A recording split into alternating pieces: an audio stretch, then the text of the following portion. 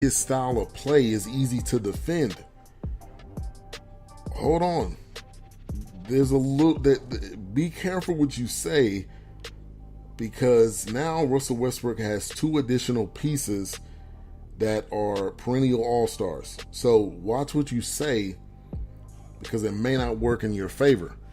Because God forbid somebody from the Warriors goes down, and then you got 3 top players, and then you better match up with OKC. But the Warriors need to quiet down just a little bit. Haven't made it to the season yet. Season hasn't even started. Give it some time. But the friendly trash talk, that's cool. I think they need that. We need that rivalry. And if these Russell Westbrook and KD stay on the same team, this could be a rivalry right here, continuing to go. All right, we got our next guest up on the line, Michael Onofre, social media entrepreneur, web developer. How you doing today?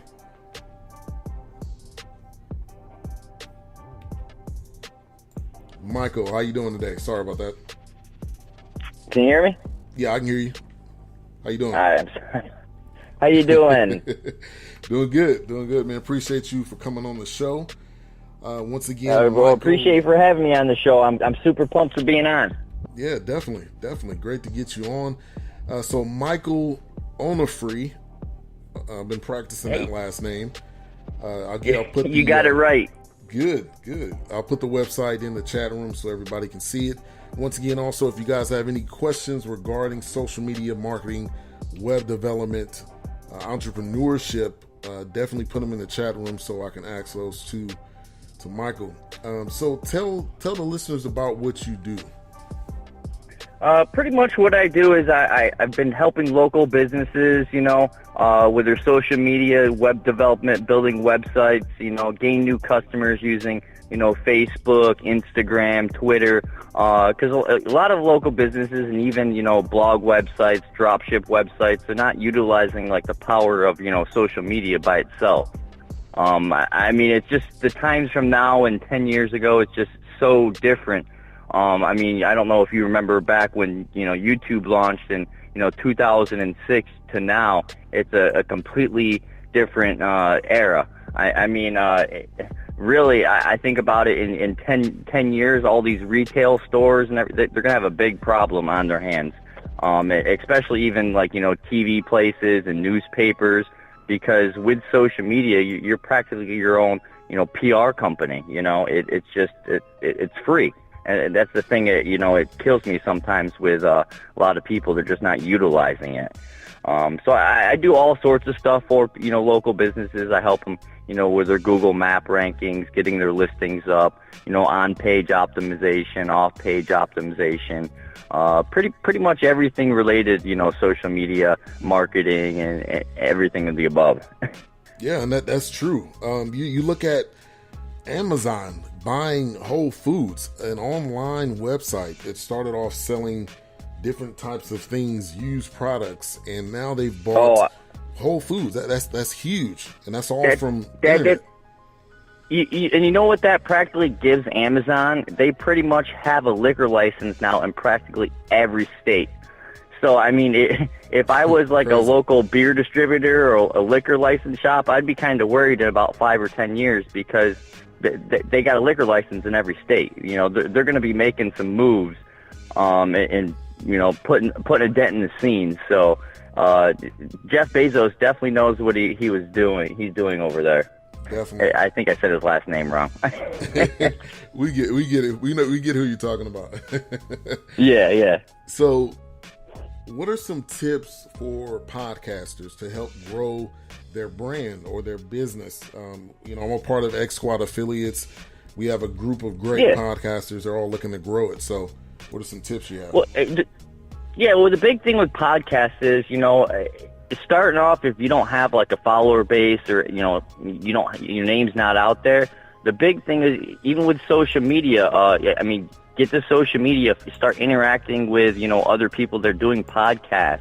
Even go to your hashtags and go to your local area, start interacting with people that are, doing podcasts or in, say if your podcast is about business, obviously go interact with some other business podcasts and start communicating with them.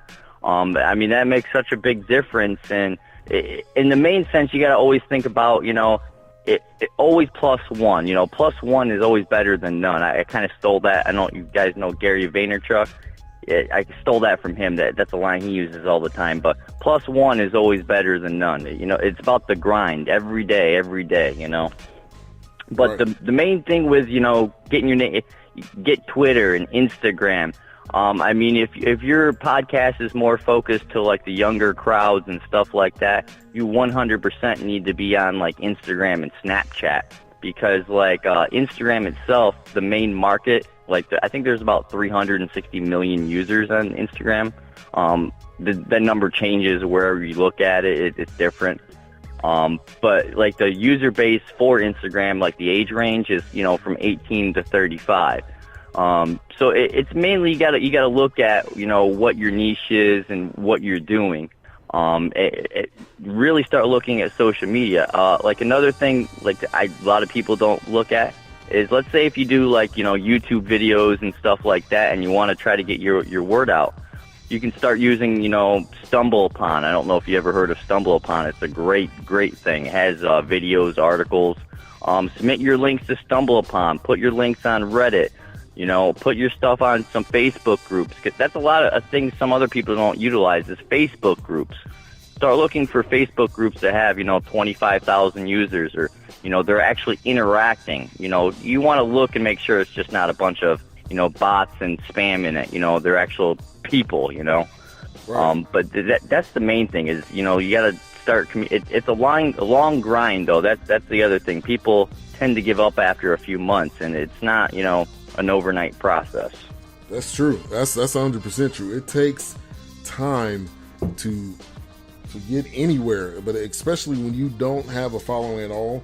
This is what you're doing, starting off. It is a grind, and those are some great suggestions.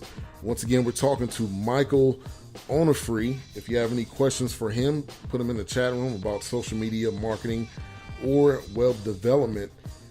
So what's even business questions, restaurants, anything, because I've helped furniture stores, clothing stores, pretty much anything related to business and marketing. I've helped with local businesses. So I'm just trying to help everybody as much as I can, because it irks me. You see all these free courses out there and $99 for the Instagram tips and the mastermind course for $4.99, and it's like you got Google out there. Google how do I do this? Hit enter.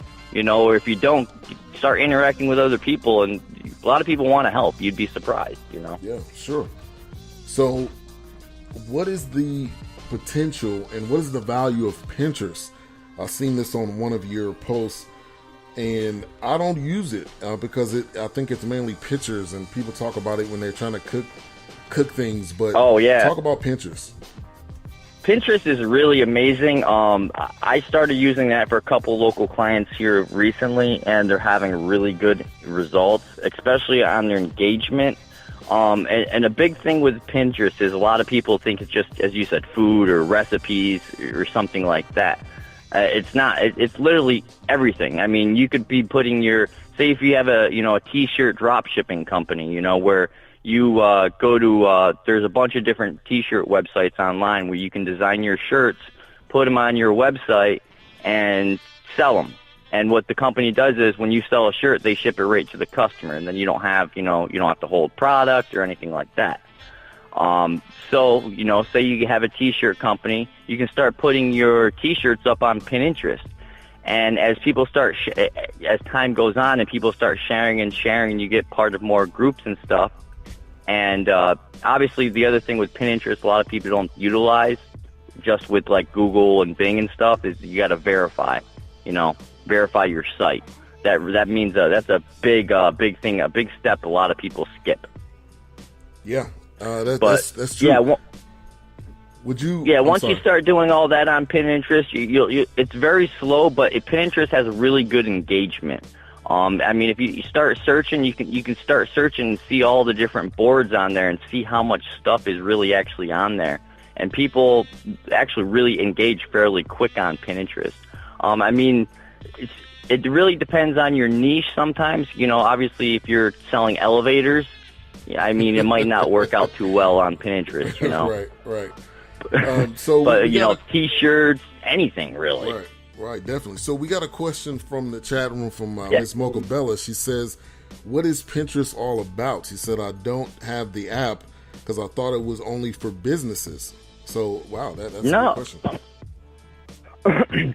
Pinterest is pretty much, you know, it's kind of like the other social media platform. It's more so like dedicated to, you know, pictures and groups, and it gives you like an easy way to organize everything with everybody else in a sense. So it's kind of like an easy way, an easy place to organize everything for everybody. And you can literally go to Pinterest and search for whatever you want. So if you want to, you know, as everyone knows that they think it's for a food, you know, you can go search for a food recipe. Or, you know, say if you don't know how to do something, you can actually search for Pinterest, and a lot of times people put step-by-step pictures of how to do something. So say you're a computer repair place, well, you could do 4 little quick images on how to, you know, fix, you know, remove a virus from the computer, or how to install a virus thing, or some sort of tip, you know. The big thing is with using all your social medias, you want to give people as much information as possible, not really to guilt them into buying your product, but, you know, to see everything, you know. Right. Yeah, that's a great point. Does that make sense, you know? A lot of people, like, the big thing is I see a lot of people is that they'll go to Google and they'll take a picture off Google, and then they'll put a picture up. Or they'll take the image of the shirt right off the thing, and it's really about quality content. It's not, you know, it's not about how much content you have, it's quality, you know. You want to be putting out, you always got to think on the customer side, you know, like, right. Geez, do I think that actually looks good? No, it doesn't, you know. I shouldn't do that. Yeah, exactly. Man, great point. You definitely did answer that question for Mocha Bella in the chat room. So let's talk about affiliate programs. This is something I'm starting to learn about. But what are some of the websites the listeners can check out to start making money on their website? Yeah, affiliate programs are really good. And now I'll tell you 3 sites I mainly use for affiliates. But literally almost a lot of companies have affiliate programs. So if, you know, you see something that's not on the website, don't be scared to reach out. Say if you have a cat website and, you know, they have like a monthly cat subscription box, and they don't, you know, on Max Bounty or the other websites, they don't have one of those. You could always go to Google, search for a cat monthly box, and then email those people. And a lot of times they'll have no problem, you know, paying you a commission for bringing in them, you know, a customer or a lead, you know. So one of the sites I use it's called Max Bounty, maxbounty.com. It's a really good website. They have some really good affiliate programs on there. They have practically everything, you know, cat products, pet products, travel stuff, literally everything's on there. It's a pretty good website. Now with Max Bounty, you do have to go through an approval process. You know, they, you know, don't approve everybody. So you're going to have like, you know, some sort of website or a blog website or something to, you know, put the affiliate ads up.